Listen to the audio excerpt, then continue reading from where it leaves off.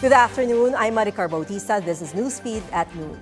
A Medevac plane crash near a mall in northeast Philadelphia, United States, has resulted in multiple casualties, both on the ground and among those aboard. The incident occurred shortly after takeoff from Northeast Philadelphia Airport at 6:30 p.m. U.S. time Friday. Jet Rescue Air Ambulance said its aircraft crashed with 4 crew members, 1 pediatric medical patient, and the patient's escort on board. Emergency services rushed to the scene where thick smoke and flames were visible. Footage shows first responders transporting injured individuals on gurneys, while fire crews battled the blaze engulfing several cars and at least 1 house. The Philadelphia Office of Emergency Management has reportedly labeled this a major incident, advising residents to avoid the area. The conditions of the plane's passengers remain unknown. Local authorities have not yet provided further details. The crash follows this week's collision of an American Airlines jet and a U.S. Army Black Hawk helicopter over Washington, D.C., which killed 67 in the deadliest airplane crash in the U.S. since 2009.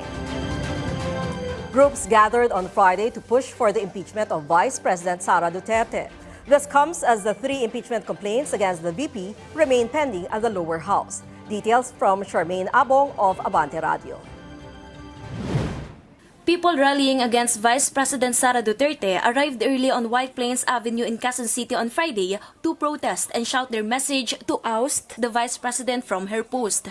This is from various groups such as Party List, families of victims of extrajudicial killings, students, and other groups that oppose the Duterte family.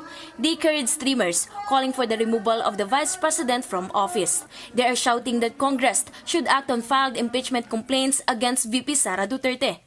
According to former presidential political advisor Ronald Llamas, the wrongdoings of the Vice President should not be forgotten. Huwag dapat kalimutan niya kahit mahigit 2 taon na ang nakakalipas sa kanilang gobyerno. At malinaw na yung impunity ni Sara sa kanyang mga piatos, nova, tempura ay refleksyon ating bansa. Anong klaseng bansa tayo kung papayagan natin yung ganitong pagwawalang hiya sa atin ng harapan? Also in the rally was Eugene Gonzalez of Magdalo, who expressed concern if the Vice President becomes President. Bilang Vice Presidente, ganyan na siya kaabusado. Paano pa? Paano pa? Binantaan niya pinakamataas na posisyon sa ating bansa.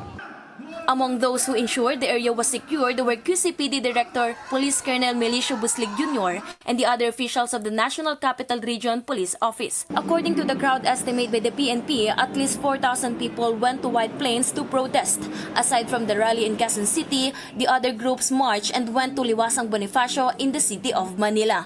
Progressive groups from various schools in Manila marched together along Taft Avenue last Friday afternoon for a single call to remove the Vice President from office. Charmaine Abong, Abante Radio. President Ferdinand Marcos Jr. believes there is a need for further study on the proposed 200 peso wage hike for private sector workers. Speaking to reporters on Friday, he acknowledged the rising costs of living, but emphasized that any wage increase must consider various economic factors. So paano yun? How will that affect the economy? How will that affect the MSMEs? It's really the small. Sa corporate, walang problema yan. Yung malalaking korporasyon, kaya nila yan. Kahit anong increase ang ilagay nyo, kaya niyan. Pero yung maliliit, yun ang inaalala ng mga iba. And if there pinag-aaralan din namin kung ito ay magkakaroon ng increase sa consumer pricing. Ibig sabihin, inflationary, baka maging inflationary. Pero palagay ko naman there is a way to increase that, but we have to resolve the legal issues, we have to resolve the economic issues. So it still deserves a great deal of study. The House of Representatives earlier approved the bill at the committee level, aiming to provide relief to approximately 5 million minimum wage earners. However, concerns from business leaders have emerged, warning that such an increase could lead to job losses and economic downturns. Carlos Miguel Onate from the Trade Union Congress of the Philippines pointed out that past wage increases did not result in business closures, suggesting that higher wages can boost productivity. Meanwhile, Senator Joel Villanueva urged swift action on the Senate's counterpart bill to ensure workers benefit from economic growth before Congress adjourns for elections in May. Exciting news for P-pop fans. After a busy 2024 focusing on solo projects, SB19 is back together to release a new extended play. The EP is titled Simula at Wakas, or Beginning and End. In a cinematic teaser, the P-pop kings are featured in a mystical forest showing a glowing tree and an apple, which appear to allude to biblical references. The video's title says, Paano ba hihigitan ang sagad na? Which translates to How can we surpass what has already been achieved? The new single drops on February 28th, followed by the EP release on April 25th. Fans can also look forward to a tour starting on May 31st. Details about locations and ticket prices are yet to be announced. Here's a peek at the teaser.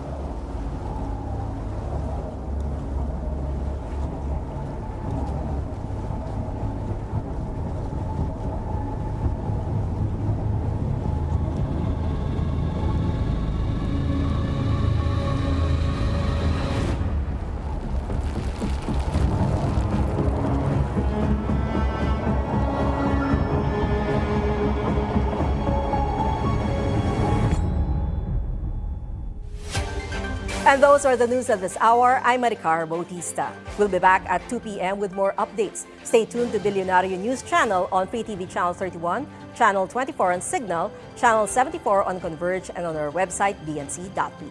Thanks for watching.